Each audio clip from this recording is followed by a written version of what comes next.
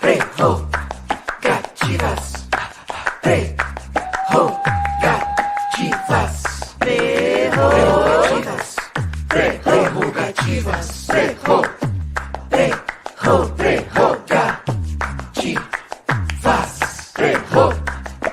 Prerrogativas. Prerrogativas. Lênio Streck, saudações democráticas a você, a todos que nos acompanham. Estamos ao vivo pela TVT de São Paulo, pelo canal do grupo Prerrogativas, o Prerro, canal do Conde e o canal do Lênio Streck. Não, tô brincando, não tem canal do Lênio Streck. Você tem o Twitter, que você tá lá tweetando, né? Lênio, tudo bem? Você quer dizer, o Brasil, você acha que a gente está saindo desse processo aí da pandemia, mas nós temos muitos problemas. E daqui a pouco eu vou te perguntar sobre a COP26 rapidamente também, só para a gente fazer um preâmbulo aí, um panorama geral, enfim, do noticiário, e depois entrar nas questões específicas do nosso programa de hoje. Mas fala para a gente como é que você está sentindo aí o momento do nosso país nesse momento. Bom, em termos de pandemia, eu acho uma cagada a gente soltar assim como estão fazendo. Acho que isso pode dar errado. Isso não é bom. Esse vírus não é pior do que a gente pensa e eu diria que não é legal isso. Então, essa é uma questão que me preocupa profundamente. Claro. A questão democrática nossa. O Brasil é uma república cuja democracia está por uma bola sempre, né? O Brasil é um time, que nem um time retranqueiro, assim, que joga por uma bola. Bota para a área, bate em alguém, montinho artilheiro e entra. Me preocupa muito esse tipo de coisa também, porque é um país de narrativas que não se preocupa com filtros institucionais que a gente possa dizer, olha, para com esse negócio. Assim, porque a gente não consegue dialogar, a gente não consegue convencer ninguém. O problema é que nós falamos para convertidos, os outros falam para convertidos, e a questão é saber onde estão os convertíveis. Esse é o ponto. Quer dizer, tem os convertidos do meu lado, os convertidos do outro, e eu quero saber onde estão os convertíveis, aqueles que adianta falar. Porque para os meus, eu não preciso falar. Para os outros, é impossível falar. Os do meio, que é possível, a gente tem dificuldades para achá-los também. Esse é um desafio, principalmente quando nós vivemos todas essas pautas fragmentárias e a gente não consegue unir nem um grupo de WhatsApp. Antigamente, a esquerda não se unia, só se unia na prisão. Hoje, nem no WhatsApp. No WhatsApp, briga entre si. Sim. Pois é complicado, e se dizia isso realmente, né? A esquerda só se une na prisão. Mas isso você não acha que é uma característica da esquerda, essa diversidade? Agora, outra pergunta também. Brasil foi sempre assim, Lênio? A sua experiência, quer dizer, essa luta de narrativas, a questão dos conversíveis, eu acho que a gente teve um período de relativa estabilidade recente, né? Sim, não foi. Não, isso é um sinal, isso é o espírito da época, né? O Zeitgeist aí. Nós temos um espírito do tempo agora. É diferente. Não era assim, e não só porque nós somos piores ou melhores, é porque as condições. Nós nos reuníamos com 4, 5 pessoas para falar sobre determinados assuntos. E se eu quisesse ofender alguém, eu teria que escrever um artigo que passaria por um jornal, que passaria por um filtro. Hoje não tem filtros, hoje é a instantaneidade. O que antes um sujeito só conseguiria transmitir para os seus 5 amigos, 6 amigos, 10, 15 numa palestra, 20. Quiçá, vamos lá, uma boa palestra com 200 pessoas. Hoje, num clique, ele lança para 5, 10, 15 mil, 1 milhão de pessoas em 15 segundos. Isso faz a diferença, meu amigo. Isso faz a diferença. Esse é um aspecto. O segundo aspecto é que nós vivemos tempos de informação. Informação não é saber, não é conhecimento. Conhecimento não é saber e saber não é sabedoria. A tese nem é minha, é do T.S. Eliot. Todo mundo tem informação. Menos gente tem conhecimento. Menos gente saber e menos gente ainda tem sabedoria. A gente tem que lidar com isso. Mas a gente confunde, acha que só porque a pessoa tem informação, isso já é conhecimento. Quando a gente não consegue detectar isso, a gente erra prognósticos. Isso não tem a ver com um artigo, não sei se você escreveu hoje ou ontem, que é perturbador e hoje, né? Imprescritibilidade da injúria racial, que você fala da questão do mundo da moral na produção do direito. Essa questão de saber, né, da informação, será que não tem a ver com essa questão do universo moral dentro da nossa compreensão de mundo? Como que a gente poderia dar seguimento num debate como esse, por exemplo? Lênio Streck. Porque, primeiro, a gente tem que saber qual é o papel do direito na sociedade. A gente não pode transformar, eu escrevi esse texto aí, não é para fazer treta com um monte de gente, inclusive amigos meus, seus, que acham essa decisão do Supremo fofa, bonita, boa. Eu acho ruim essa decisão. A gente já vai explicar o que é, tá, gente? Isso. Por quê? Hoje de tarde eu conversava com o Juarez Tavares sobre isso. A prescritibilidade, meu querido amigo Conde, é uma conquista civilizatória. Para as pessoas que estão ouvindo, prescrever um crime não é um favor.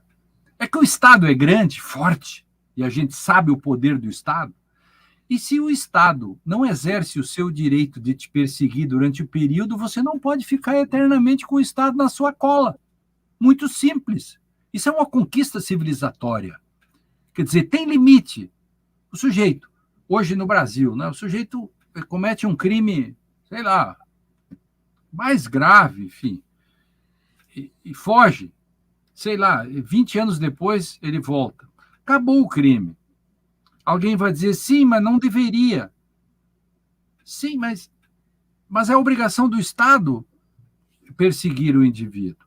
Aí a Constituição trouxe o quê? Uma exceção. A Constituição diz, olha, tortura, racismo é imprescritível.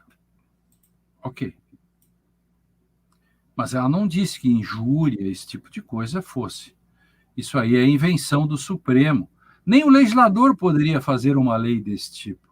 Mas o que tem a ver a moral com isso? É que tem uma conquista civilizatória que separa direito e moral, que diz assim, nós não podemos punir vícios e comportamentos. Entende? Eu não posso punir. O direito penal não serve para tornar as pessoas melhores ou piores.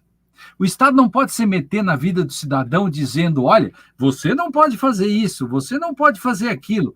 O Estado tem o seu limite. Então, aquilo que eu moralmente acho ruim ou acho bom é uma coisa que não tem nada a ver com o direito.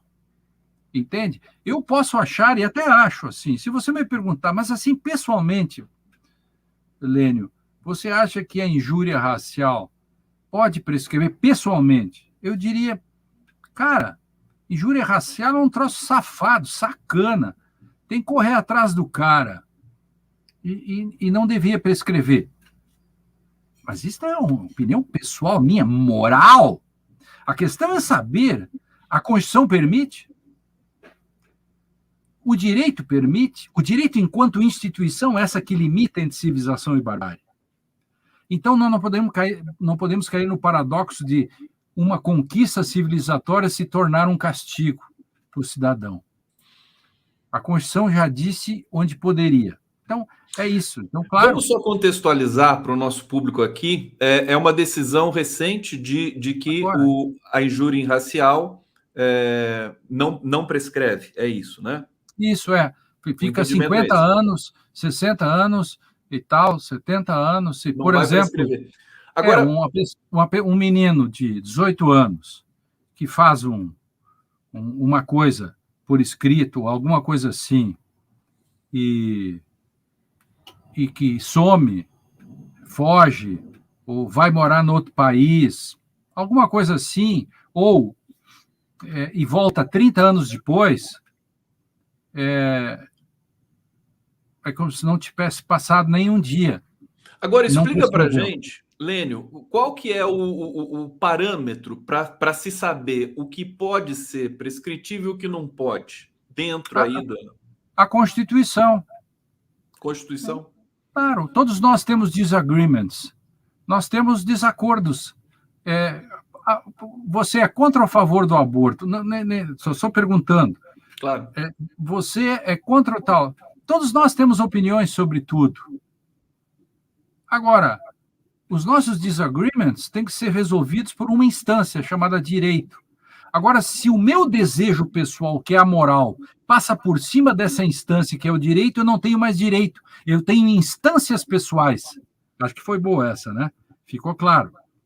E nenhuma democracia vive com instâncias pessoais de desejos sobre o que é bom e o que é ruim para a sociedade. Aliás, por que a sociedade está interessada no que eu, Lênio Streck, pensa pessoalmente sobre algo? Não é melhor saber o que we the people, nós, o povo brasileiro, decidimos na Assembleia Constituinte? Acho melhor saber o que diz a estrutura, e não eu pessoalmente. Daqui a pouco eu vou para o bate-papo, tem muita gente bacana aqui comentando. Estamos ao vivo aqui, 20 horas, 13 minutos. Peço para vocês participarem, compartilharem. Vamos ter uma aula aqui magna do meu querido Lênio Streck, grande goleiro, arqueiro do Prerrogativos. Agora, Lênio, arqueiro, né? Está na mão do legislativo produzir a Constituição. Daí decorre que a questão da prescritibilidade ou não está nas mãos do legislativo? Eis a questão. Olha, somente uma mudança na Constituição poderia fazer com que, por exemplo, a injúria racial se tornasse também imprescritível. E não creio que o legislativo fizesse essa alteração, porque não é fácil fazer uma emenda. Tentaram fazer a emenda agora da PEC número 5 e não conseguiram. Não é fácil fazer uma emenda à Constituição. As emendas constitucionais têm dificuldade de passarem porque elas são protegidas pelo quarto do pânico da democracia. Toda democracia tem um quarto do pânico, em que a gente se esconde quando os ataques começam muito fortes. Tu imagina se a Constituição pudesse ser modificada do mesmo modo que a gente faz uma lei sobre a venda de beterrabas. Seria o caos. Isso é a mesma coisa que alguém morar com 10 pessoas e escrever assim, 10 pessoas. Todas as decisões serão tomadas por maioria. E aí, a primeira decisão que se tomariam era me atirar para fora da janela. Como é que eu me salvo? Eu ponho assim, todas as decisões são tomadas por maioria, menos aquela que diz respeito à minha sobrevivência. Ponto. Me salvei. Essa é a cláusula pétrea. Esse é o quarto do pânico da democracia.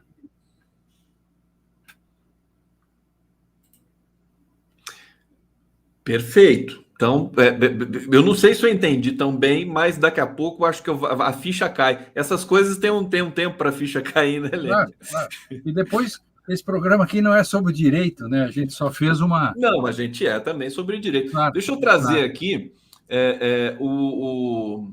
deixa eu ver aqui, o Donizete Costa. Até hoje não entendo um jurista como Lênio não ter sido indicado ou sequer cogitado pelo PT para ministro do STF. Eu acho que cogitado foi, né?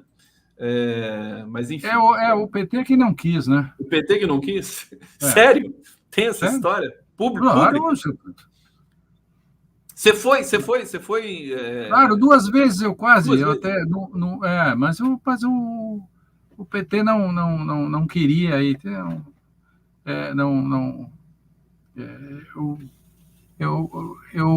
um ex-ministro, um amigo meu, que era prócer da República, depois eu descobri, ele disse que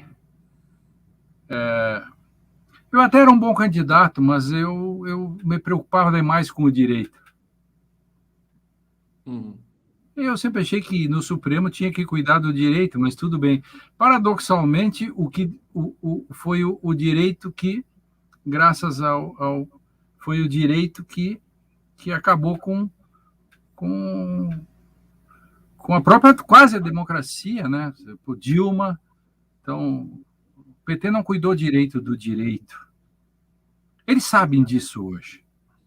Essa é uma discussão que avança muito, né? Claro, claro. Eles sabem disso, que o direito não pode ser descuidado. Se você descuida do direito, isso volta depois. Há um momento em que você precisa do direito e ele não está lá. Isso é um problema. Bom, o país quase terminou com a democracia e quem salvou o Brasil na democracia foi o direito, que foi no 7 de setembro e tal, foi o Supremo Tribunal. Aliás, o Supremo fez 3 coisas, né? Salvou a saúde, com aquela decisão da DPF que diz que os governadores e prefeitos, imagina se não tivesse dado aquilo, Conde, se aquela decisão não tivesse sido dada. Você já pensou se o Bolsonaro tivesse cuidado da pandemia sozinho? Sim. 2, o Supremo mandou fazer a pandemia, mandou fazer a CPI da pandemia. Sim, obrigou não, né? Determinou o Pacheco. Determinou, ponto. Isso foi fantástico. A gente sabe o que a CPI fez de bom. Sim. E terceiro, no 7 de setembro, o papel do Supremo, mesmo que os detratores do Supremo, parte da esquerda que não gosta do Supremo, etc., mas não pode deixar de reconhecer que esses 3 grandes episódios fazem com que o Brasil continue de pé.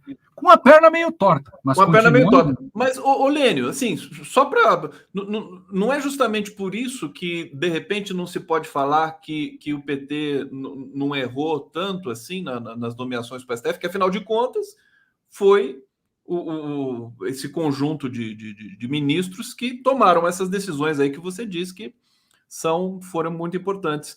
Evidentemente, houve oscilações, e antes disso, né, o STF ficou um pouco escravizado, um pouco muito, né, com a questão da Lava Jato. O que você acha dessa? Não, claro, a Lava Jato, se a Lava Jato tivesse sido controlada desde o início, que a Lava Jato tivesse que andar de acordo com a Constituição e o Código de Processo Penal, o Brasil não teria Bolsonaro. Não teria. Não. Vamos trazer aqui mais comentários. O Bolsonaro é o produto de Sérgio Moro e Dallagnol e a Força Tarefa. Hoje ninguém tem dúvida disso. Isso é fato. Isso não é negável.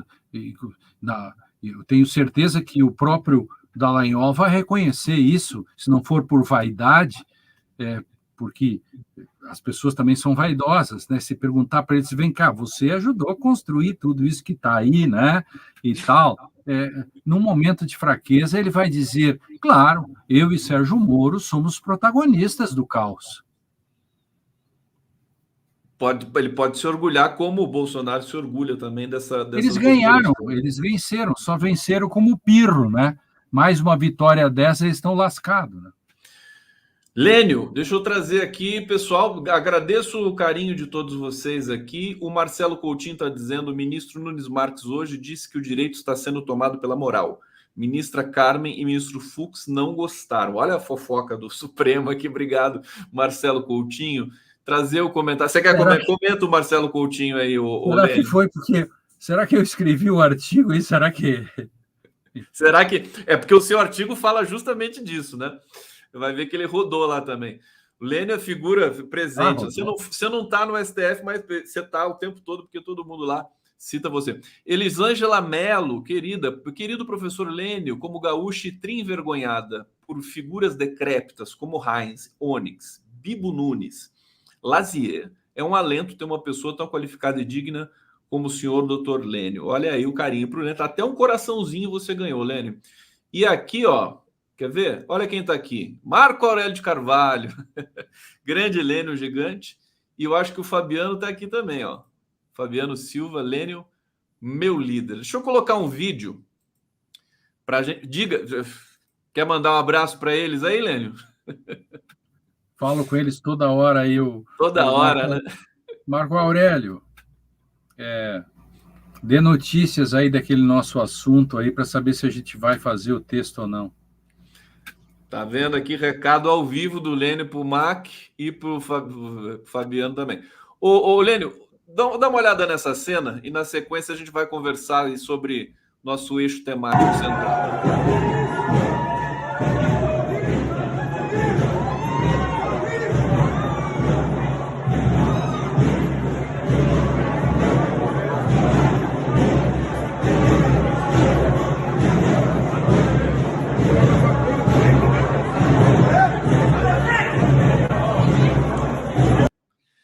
Sérgio Moro, no aeroporto de Brasília, foi xingado de tudo, de lixo, de tal, vendido, né? Sérgio Moro, que foi para os Estados Unidos e agora volta aqui para fazer articulações políticas e, quem sabe, ser candidato.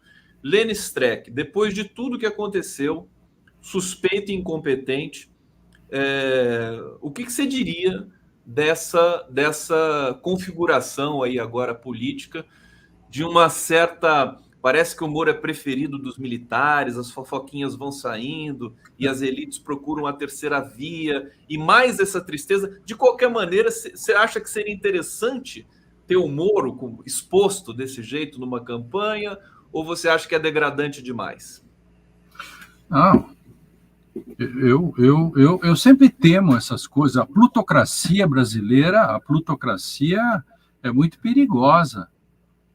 Tem muito dinheiro e ela vai apostar naquilo que pode fazer um negócio com ela. Pode ser qualquer um desses aí, porque eles construíram a tese dos dois demônios, né? Quer dizer, basta ver, por exemplo, como é que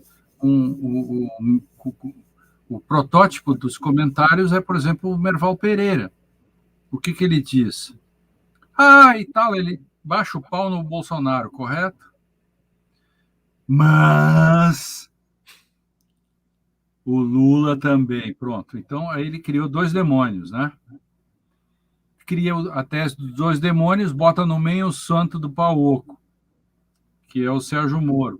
Um santo que, na verdade, é um herege. O Sérgio Moro teve uma vez uma charge que era genial, que mostra o Sérgio Moro assim, ó, ele tem uma borracharia e 100 metros antes da borracharia, ele espalha pregos na pista. Então, isso, no fundo, é ele, Sérgio Moro. Ele construiu tudo isso e agora ele quer colher os louros. Já colheu os louros em termos remuneratórios nos Estados Unidos e agora quer quer os louros políticos. A questão é saber, essa sociedade, esse país, que eu não confio nem um pouco, por causa de tudo isso que eu disse antes, informação não é conhecimento, conhecimento não é saber, saber não é sabedoria, essa instantaneidade da informação e as narrativas que vão ser construídas. Veja, por exemplo, que todo tempo se diz que o presidente Lula, ele não foi, eu tenho conversado isso muito com o Mac e com o Fabiano também, se diz que o ex-presidente Lula, ele não foi absolvido, né? Ele não foi absolvido, se diz. E o que nem está em discussão. Porque ele não pôde ser acusado, né? Porque o processo é nulo. O processo é nulo. Qualquer um de nós, você, eu, qualquer um. Eu fui 28 anos membro do Ministério Público, acredite em mim aqui, eu tenho experiência nisso, os que estão ouvindo, eu sei que são todos pessoas esclarecidas, mas quando tem um processo que é nulo, isso apaga tudo, não resta nada. O Lula é tão ficha limpa quanto o Conde, quanto o Lênio Streck, quanto o Marco Aurélio de Carvalho, Fabiano. Agora, ele não foi absolvido porque o processo era nulo. Se o processo não fosse nulo, eu não posso falar sobre o que eu não sei. Porque se o processo não fosse nulo, não teria essas provas. Se não teria essas provas, ele estaria absolvido. Isso é elementar. E você está dizendo que a imprensa diz que o Lula não foi absolvido, é isso? Sim, tem editorial. O Marco mesmo escreveu contra isso, contestando na Folha e tal. Só que tem um detalhe. Se alguém é condenado por um juiz parcial, logo a parcialidade constrói a ilicitude da prova. Não resta nada disso. Então, como é que você pode dizer que a pessoa não foi julgada, não foi absolvida? Não foi absolvida porque o processo foi nulo. E com as provas são nulas e o juiz é parcial, nem se fala em julgamento. Agora, uma coisa... Então, o processo do Lula não terminou, certo? Mas o do Moro terminou. O Moro foi julgado parcial e suspeito e transitou em julgado. O Lula não tem nenhum processo contra ele. O Moro tem. Ele foi julgado parcial. Então, elas por elas, o Moro foi julgado parcial e suspeito e terminou, não tem uma discussão. O Lula, tecnicamente, não tem nenhum processo de condenação, nada, nem próximo a isso. Está entendendo? 0-0, 9 fora. O Moro, sim, tem um processo contra ele. Isso tecnicamente, né, Lênio? Agora a gente sabe que o jornalismo que se pratica aqui, né, vai lidar com essas sutilezas e tudo mais. Agora, a pergunta que eu gostaria de fazer também para você é o seguinte: o Moro não teria de enfrentar o fato dele ser declarado suspeito e incompetente? Acabou? Quer dizer, não tem nenhuma consequência depois sobre isso? Não deveria ter? O que falta? Porque ele não deveria enfrentar um procedimento depois de tudo isso que aconteceu? O que falta para isso acontecer? Falta, e não vai acontecer nada porque, na verdade, se teve toda a oportunidade de fazer isso. E aí ele acabou sendo absolvido, ele acabou sendo julgado não responsável por todas as coisas que ele fez. Por exemplo, ele cometeu um ilícito, né? Quando um crime, digamos assim, né? Porque ele pediu desculpas, inclusive. Por quê?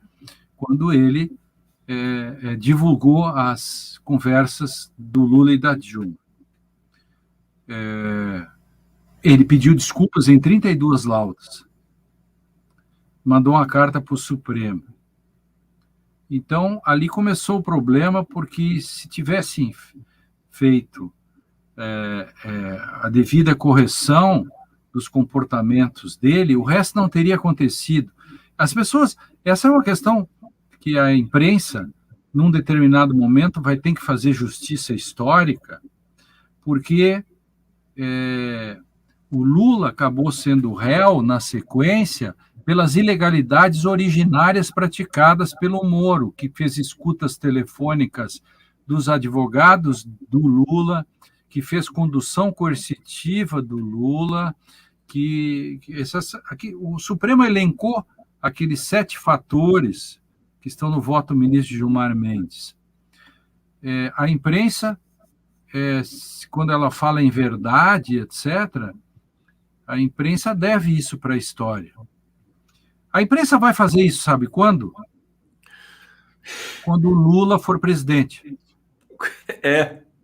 Por quê? Querido, o poder é inebriante. O poder é alucinógeno. Mesmo os detratores de hoje, na hora H, espera mais um pouco.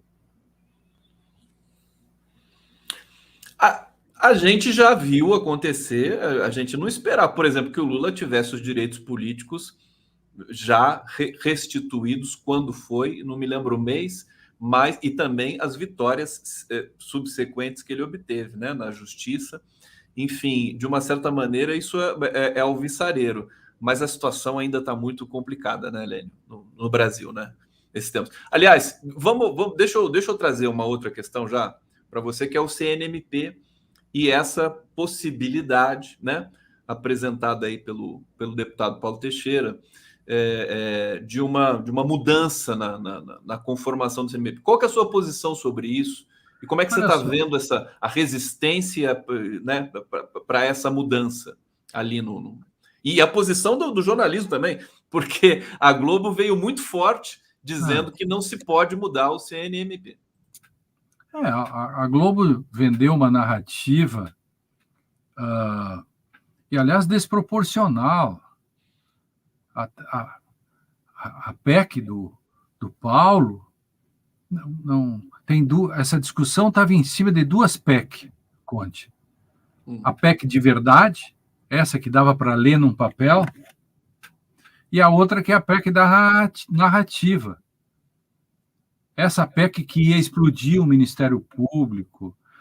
Não há mais Ministério Público, etc. Então, claro que foi desproporcional essa questão. E o que menos se discutiu, por exemplo, foram coisas como os 42 pedidos, os 42 adiamentos. Nunca na história do mundo, houve 42 transferências de julgamento que levaram para prescrição, como foi o caso do Dallagnol. Então, o CNMP deve isso para a história brasileira. Agora, essa discussão deve voltar, mas não creio que volte esse ano. Isso é uma questão que vai ser para o ano que vem. E tem que tomar cuidado nessa discussão. Por quê? Porque na guerra das narrativas, se você não está ao lado da Globo e outros, você vai perder. Então, você tem que colocar isso no momento apropriado, porque senão essa PEC não passa de novo. Então, você está dizendo que no Brasil a gente tem que ter o timing também para articular junto com o Globo, com elites e tal, para poder aprovar. Enfim, vai fazer o quê? Passarinho na muda não pia, né? Então tem que ter todos os cuidados, porque nesse momento, isso é contraproducente voltar com essa discussão, isso na minha opinião. Isso tem que deixar para um momento oportuno e tem que desenhar essa questão, tem que saber se, por exemplo, se a PEC tem esse tamanho mesmo que vale essa energia toda. Será, cá para nós, que modificar 3 ou 4 pontos do Conselho Nacional do Ministério Público mereceria essa disputa toda, essa briga toda? Se fosse 15 modificações, valeria toda a grande discussão. Uma discussão dessas em que o Dallagnol vira garoto propaganda, eu até fiz uma brincadeira, o Dallagnol como garoto propaganda da PEC vai acabar destruindo o próprio produto. Errei porque acabou não tendo os votos necessários, né? Enfim. Lênin, aproveita e explica para a gente, então, a questão do juiz de garantias. Você acabou de escrever também sobre isso no Conjur. Aliás, toda semana você tem ali a sua coluna, que é o Senso Incomum, né? Quanto tempo já essa coluna no Conjur, Lênin? 2012. 2012? Já vai para 10 anos. A gente tem que fazer uma comemoração de 10 anos aí. Já foram, sei lá, são 65 por ano, mais ou menos. No mínimo 65. 65 por quê? Não é semanal? Mas é que tem sempre os meus avulsos, né? Tem os avulsos, então, claro. Na média deve dar 70, 7 vezes 10, vão chegar... nós já estamos em 600 colunas. Você já publicou isso em livro? Você pensa em publicar? Vários. São 5 ou 6 livros. Compreender direito 1, 2, 3, o que é isto, senso incomum, precisamos falar sobre direito e moral. São as colunas, são os artigos. São as colunas repaginadas. As colunas repaginadas em forma de livro, assim, elas têm um texto mais corrido, ele é organizado, tem modificações, saem algumas notas que tiram um pouco da paroquialidade. Mas esses teus textos para o Conjur, eles são muito técnicos também. Eles são as duas coisas, né? Eles são divertidos, porque você tem essa verve, né? Essa coisa, e eles ficam de referência também, né? Esses livros devem fazer muito sucesso, né? Depois eu quero.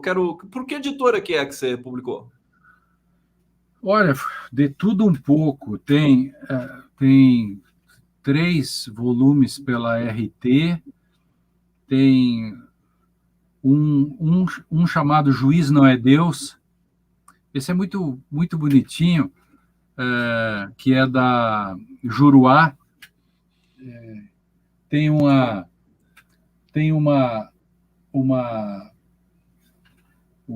pipa, um cachimbo na capa daquele famoso quadro, Isso Não É Uma Pipa, então o juiz não é Deus. Isso. E depois tem também da Tirante Loblanche, são vários, não sei se são 5, 6 ou 7 livros desse tipo. Só do Conjur, né? E fora isso, você tem mais aí Tem mais 60, mais ou menos. Tem mais 60, né? 65. Esse é o Lênin Streck. Eu não sei quantos são mesmo. Se você me perguntar quantos livros são, sei lá, 80 talvez, não sei. Uhum. Ô Lênio, deixa eu colocar, eu estava fuçando no seu Twitter hoje, o Twitter do Lênio é bem legal, é bem agitado lá, hein? Você tem uma quantidade lá. E aqui tem essa imagem, eu queria que você fizesse a nossa felicidade, porque esse economista, que é o Ricardo Amorim, né, dizia, né, o caos econômico financeiro de uma eventual eleição de Haddad não seria bom para ninguém, né? E aí ele falou isso aqui em 23 de setembro de 2018 e você deu uma desancada. É bom lembrar, ativar a memória, né? E a gente vê hoje a gasolina a R$8 em alguns lugares do país, Lênio. E as pessoas não podem pobre das pessoas, né, não podem ir agora à Disney, né? Afinal, com o dólar a esse preço, as pessoas não vão à Disney. E esse Amorim, que era da turma lá do antagonista, enfim, esse Amorim é desses neoliberais ou que acham que o Estado é mau todo o tempo, tudo que é do Estado é ruim, e que tudo da iniciativa privada é boa, etc., né? Que a corrupção só está no setor público, ele amaldiçoa todo o setor público. É uma velha escola, né? E que, de vez em quando, a gente tem que colocar eles na berlinda para dizer, olha, você disse tal coisa e aconteceu o contrário do que você disse. Olha, se você é um economista, ou se dizente economista, e quer vender a sua expertise para que eu aposte em você, e o seu portfólio é um fracasso, eu tenho que dizer isso para as pessoas, dizer assim, olha, você disse que se o Haddad ganhasse o dólar ia tanto, o seu candidato, que é o Bolsonaro, acabou ganhando, e o dólar foi muito mais alto do que aquilo que seria a catástrofe relacionada com o Haddad, né? Então, mas esse é outro, esse é daqueles que vêm com a tese dos dois demônios, a todo tempo, né? Porque eles estão engajados junto com explicitamente, né, o antagonista e outros, hoje, você sabe, é a candidatura Sérgio Moro, né, do Podemos. O Estadão ontem já até me surpreendeu, o Estadão começou a demonstrar os problemas do Podemos, né, lá do quem é a presidente do Podemos, quais são as figuras que estão no Podemos, o problema lá do envolvimento aqui dos próprios Sérgio Moro naquelas decisões com relação àquele, o Youssef, aquilo que está, enfim, nas reportagens que aparecem aí. Então, a crítica que o próprio Estadão faz ao lavajatismo, né? Surpreendente, né? Surpreendente. Eu sempre denunciei, né, dizendo que o lavajatismo era maior que a Lava Jato. No Brasil, assim, o bolsonarismo é maior que o Bolsonaro, o lavajatismo é maior que a Lava Jato. E o Lula é maior que o PT. E o Lula é maior. E o lulismo? E o lulismo? É menor que o Lula. É menor que o Lula, né? Impressionante. Ô, Lênin Streck, Lênin, você está assim, você está desacelerado. Eu estou gostando, viu, dessa coisa assim. Você trabalha. Eu sou acelerado, né? Aí o Lênin está aqui com essa tranquilidade toda. É muito bom, né? Você é assim também nas suas falas, né? Eu já vi você no STF também, Às vezes, mas ali é um pouco mais inflamado, né? Às vezes mais empolgado, às vezes mais quieto, às vezes também a gente fica um pouco brocochô com o cotidiano, né? Hoje só a literatura nos salva, né? Falava antes do senso em comum, né? A ideia do senso em comum surgiu também de trabalhar um pouco direito e literatura, né? Porque eu trabalho direito e literatura há 15 anos, sei quanto. Eu gravei 393 programas de direito e literatura. Então, tudo, de algum modo, essas coisas todas que se fala aí de livros, de algum modo eu gravei, passei por eles. Então, foram 393 programas. Então, eu acho que é quase um recorde de programas gravados de direito e literatura. Então, a literatura é algo que sempre me empurra muito. Digamos assim. Acho que é a sua fonte principal, né? Isso, a literatura salvou, assim, me salvou, me deu um alento muito grande. A filosofia, né, com a hermenêutica, né, com Gadamer, Heidegger, esses autores, alguns caras assim que entram na minha vida, Ernildo Stein, uma pessoa que eu devo muito, e pessoas importantes como esses, e que é uma questão existencial, assim. Então, eu sou movido, assim, digamos assim, sou feito a Machado, sou feito a Shakespeare, sou feito a esses Você não para de ler. Aliás, eu queria te perguntar realmente o seguinte, até para deleite nosso e meu também, estou sendo até egoísta aqui, que eu quero uma dica sua, que eu quero saber o que você está lendo recorrentemente, porque a gente sabe, Dostoiévski, por exemplo, é uma coisa que eu leio o tempo todo, né? A gente lê o tempo todo. O que você está assistindo, por exemplo, de filmes, porque eu sei que você gosta de cinema também, para a gente saber e poder te copiar um pouquinho, e o que você está ouvindo de óperas. Bom, possível, Lênin, você contar? Sim. A ópera que eu mais ouço é Fidelio, né? Beethoven. Porque elas estão no Spotify meu, então quando eu ligo óperas, aparece uma sucessão, assim, né? Tem algumas do Wagner, que eu gosto muito também, essa Fidelio, eu gosto de Júlio César também, enfim, óperas são incansáveis, né? Então, tenho todas elas, eu tenho elas em vinil também, eu gosto muito de escutar vinil também. Então, as óperas, eu tenho livros de ópera, e eu comecei a fazer uma coisa interessante, óperas que eu nunca ouvi falar. E aí eu pego, e não é que quase tudo está no Spotify, é uma coisa impressionante. Se não está no Spotify, está no Google. Então, eu tenho livrões assim, História das Óperas, estou olhando aqui, está em tudo que é lugar, e aí eu pego lá e vejo uma ópera assim, que lá do fundo da Alemanha, de algum lugar desse, e a gente vai e descobre que ela é efetivamente cantada, foi cantada em 1930 e poucos e tal, e tem uma gravação. Isso é muito interessante. Em termos de filmes, eu tenho olhado muito agora, assisti um filme francês, muito engraçado, que é Mais que Vizinhos Amigos, sobre a Covid, muito engraçado. Assisti também um filme aqui brasileiro do Vendedor de Passado, que é como é que é o nome dele? Um filme muito interessante.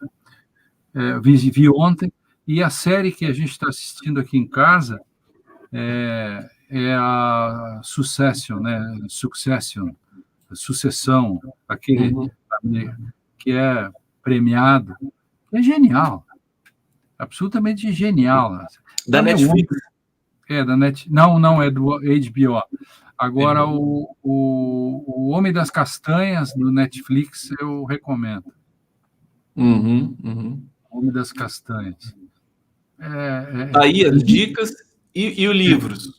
Livros, bom, livros são muitos, né? Eu estou escrevendo um livro novo, então estou lendo muita filosofia, mas em termos de romances ou literatura mesmo, li aqui as partes do Shakespeare agora esses dias que eu não tinha lido ainda, alguns, por exemplo, Noite de Reis, eu não tinha lido Noite de Reis do Shakespeare, li agora faz 3, 4 dias. O Henrique 3, 4, 5 e 6, porque eu tinha lido já o Henrique III, mas me faltava fazer uma leitura assim atenta do Henrique IV e V, porque eu sabia que ali estava uma questão que eu escrevi, um texto no Conjuro, sobre o Contempt of Court, que é essa questão do velho Henrique, que morre e fica no lugar dele o menino que esbofeteou o rei, que esbofeteou o juiz, e aí se dá um diálogo interessante entre o juiz esbofeteado e o príncipe que o esbofeteou, e o príncipe foi preso pelo juiz. Entende? Sim, é aquele artigo teu lá. Aquilo ali, né? Tem um outro que é a Guerra das Abelhas, que é um que eu comprei agora. Também um outro livro que eu estou lendo, que não é romance, que isso aqui é A Fábrica de Cretinos Digitais. Gente! A Fábrica de Cretinos Digitais. Sei lá, tem tanta coisa aí. Agora, o Lênio, quais são... Sim, tem um outro. Tem um outro Fala. que eu quero indicar aqui, que chama Por que Acredita em Lobisomem? Isso é o nome de um artigo seu também. Sim, que eu fiz a resenha desse livro. Esse livro é um achado porque é de um julgamento que começa em 1940 e termina em 1985. E chega do interior até o Supremo Tribunal. E esse advogado que escreveu esse romance, ele faz uma saga, ele vai atrás, e no fim ele diz: por que acredita em lobisomem? Não quero dar o spoiler, é um livro bem interessante, eu fiz o prefácio. Esse livro foi lançado em 1976, o ano que eu entrei na Faculdade de Direito. Fantástico isso aí. E eu recebi... Pode concluir. Não, eu recebi do editor que a família queria reeditar. E o editor me procurou e disse: olha, se não quer fazer o prefácio, eu tinha lido esse livro em 1976, 7. E na minha época, quando alguém perdia uma ação assim, e absurdamente, alguém que dizia: por isso que eu acredito em lobisomem. Que era, o título virou um meme à época. Se existisse internet à época, seria um meme. Por que acredita em lobisomem? Quer dizer, porque eu acredito no absurdo. Lobisomens não existem, por que acredito? E aí eu faço uma resenha desse livro, também escrito no Conjuro, para mostrar para as pessoas como era a justiça naquela época, como ela é hoje. E não vou dar spoiler aqui do que esse homem passou na vida. E era uma fortuna em jogo. Uma fortuna assim, mas tão grande a fortuna, que se o sujeito tivesse hoje essa fortuna, seria daquele sujeito que tinha um avião, um helicóptero, uma mansão e etc. Eu acho que era mais rico que o Cacai. Lênio Streck, sensacional. Agora, dos autores, dos filósofos, você tem uma predileção pelo Gadamer?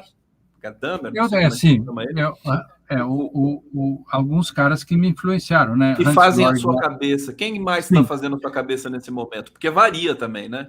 Lá atrás deviam ser outros, e com o passar do tempo você vai... Por exemplo, você gosta muito de lógica, né? Você gosta de epistemologia, Thomas Kuhn, o Lakatos, Feyerabend, esses caras fazem parte da sua cabeceira? Esses caras são da minha época, né? Porque o meu... que outro dia eu escrevi um texto, inclusive, sobre isso também, no Conjur, sobre os obstáculos epistemológicos, né? Do Gaston Bachelard. Por quê? Por que isso é importante? Porque a epistemologia, parece a palavra assim, parece um palavrão, a epistemologia ela nasce na modernidade. Por uma questão assim, que as pessoas sempre têm dificuldades para entender o que é epistemologia, mas pensa assim, o mundo, até a modernidade, as coisas, existia assim um mito do dado, as coisas estavam postas, a verdade era essencialista. Olha, nossa, o que foi isso, Lênio? Aqui, no Rio Grande do Sul, tem bastante... Futebol? Relâmpago. Não, é relâmpago. Relâmpago. Tempestade. E aí surge o sujeito que vai dizer o mundo. Cogito, ergo sum, né? O Descartes, por exemplo. Ali começa a ideia de que, se eu digo o mundo, eu preciso explicar por que eu digo o mundo. Começa a teoria do conhecimento. Então, da ontologia, nós caímos para a epistemologia. Então, hoje, quando eu vou dizer algo, eu às vezes digo, né, Quais as condições de possibilidade que tem fulano para dizer que isto é ou não é? Eu estou perguntando sobre a epistemologia. Entende? Como é que eu posso dizer o mundo? Isso acabou hoje. Por quê? Porque no tempo das narrativas não há mais epistemologia, porque ninguém explica nada.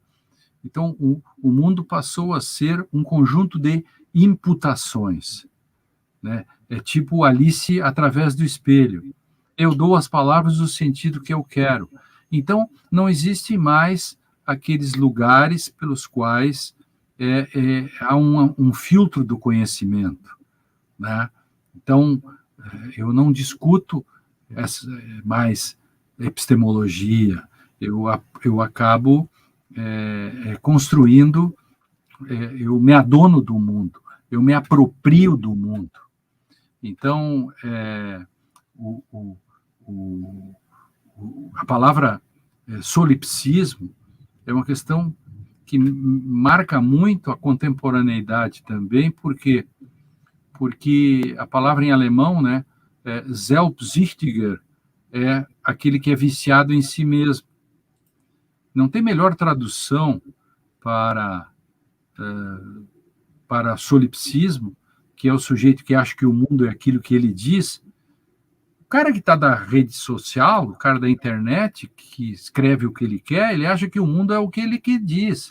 Ele a gente tem uma profusão narcísica, né? Mais ou menos esse caminho. Claro, é o eu interior, enfim, é a barbárie interior do sujeito que tem um pavor, que odeia a esfera pública, aquilo que é a linguisticidade. Você que é da linguística sabe que a questão da intersubjetividade pela qual a gente diz o mundo.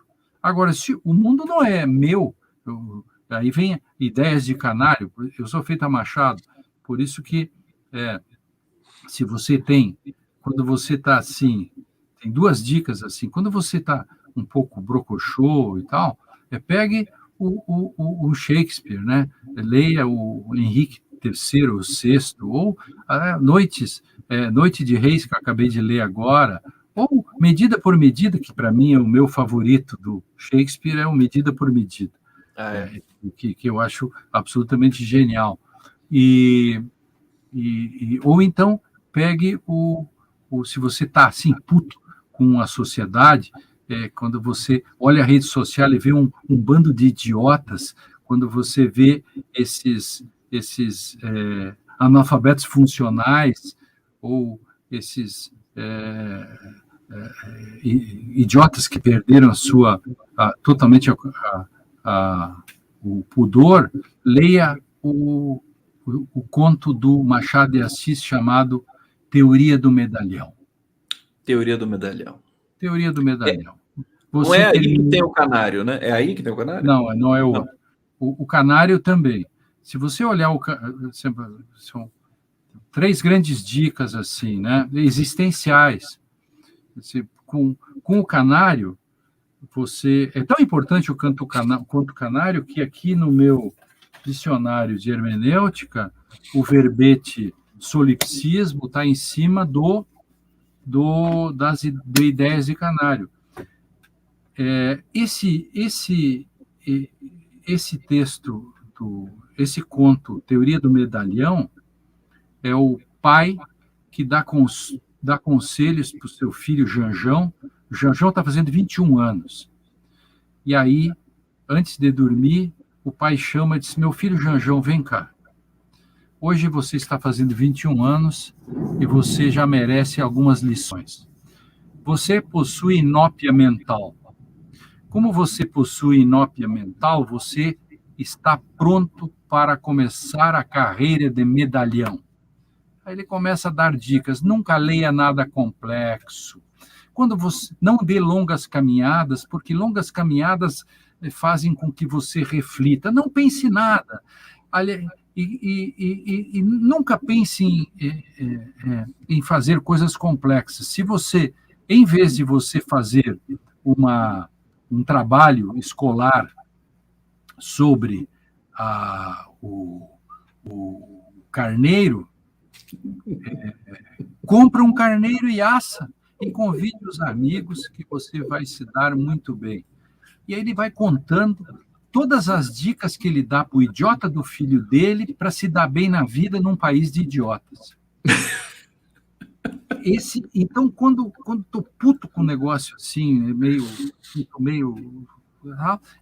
eu me lembro da Ideias de Canário. A gente identifica nas redes assim, o Ideias de Canário identifica o Medalhão, o pai dele, o pai do Janjão, e também o Memórias Póstumas do Brás Cubas, que o Brás Cubas era o sujeito que, quando ele era pequeno, ele, em vez de tinha um escravo que apanhava por ele, né? É genial. E aí tem uma frase dele que ele estudou direito, não aprendeu nada. Ele foi político e não fez nada. E no final ele tem a frase derradeira: o meu grande legado é nunca ter deixado herdeiros. Streck. A gente não tem nem vontade de falar de política mais, porque esse papo se enveredou de maneira tão gostosa para esse mundo da filosofia.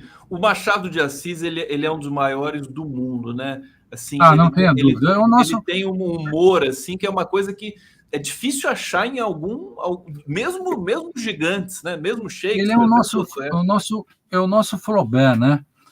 Onde o realismo brasileiro começa com o Machado, né? Que é a ideia de que, em vez do romantismo, você tem o realismo, em que você começa a trabalhar. E Madame Bovary, por exemplo, é o protótipo do romance realista, né? Quer dizer, não está só no personagem, você tem uma estrutura que se estabelece. E Machado trabalha com essa noção, há sempre uma estrutura social, etc, etc. Então, o Machado é um realista. Eu acho o Machado o maior. Você acha que os leitores do Machado do século XIX entenderam Machado naquele momento? Ele tinha essa linguagem, tinha essa linguagem popular. E veja, por exemplo, quando essas metáforas dele, porque ele é um leitor de Shakespeare, ele é um sujeito que falava 4, 5 línguas, então ele leu Shakespeare, ele leu todos os grandes autores. Isso é importante, porque você sente nele o Nubentinho, né? Você vai discutir ali no Dom Casmurro, você vai ver toda essa questão que está presente no Otelo, você vai ver isso que também está presente no Dom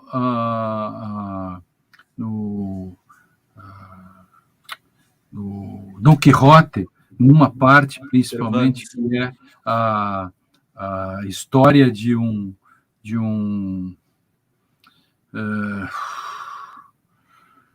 que fala do Anselmo e do Lotário,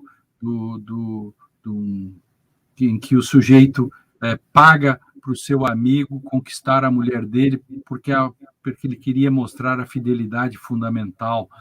Tudo isso está presente na literatura do Machado de Assis, porque ele leu os anteriores a ele, né?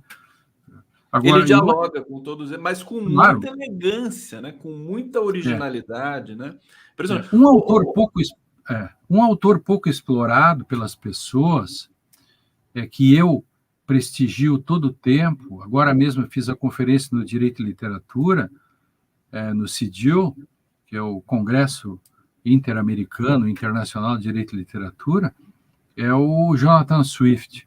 As Viagens de Gulliver, as pessoas conhecem ela pelo filme do Grandão e dos Pequeninhos. Uhum. Mas é um livro filosófico, é um tratado de filosofia, isso é uma coisa bárbara, fantástica. Ele Palavras e Coisas, na Academia de Lagado, Lapúcia, como queiram, ele mostra que o cientista inventou um modo de não se falar mais. Só carrega a própria coisa.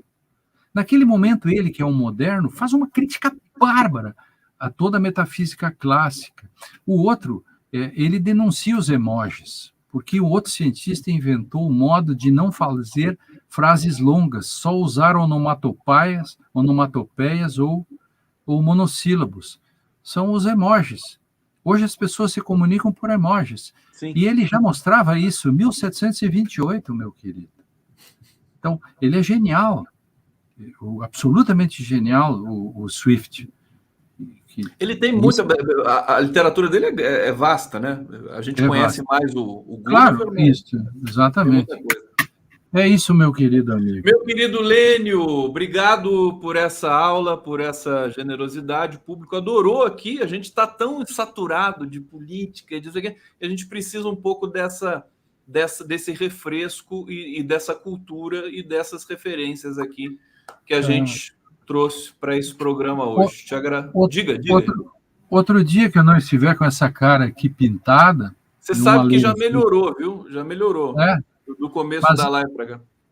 Tem uma coisa que eu gosto muito de falar, que a gente pode desenvolver, e que é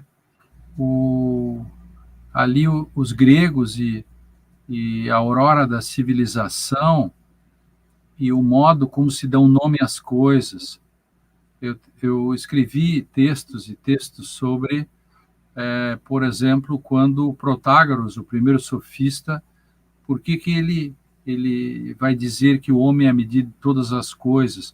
E por que até hoje nós utilizamos ainda as mesmas coisas que ele dizia? Né? A gente usa a boca da noite, a gente usa não meter o nariz, o piscar de olhos, que o homem é a medida de todas as coisas, o primeiro sofista. E aí, o Crátilo, o primeiro grande livro de filosofia da linguagem, e como isso está presente na literatura, como que está na Bíblia também. Por que a Bíblia é, na minha leitura, fiat lux, fiat lex e fiat logos?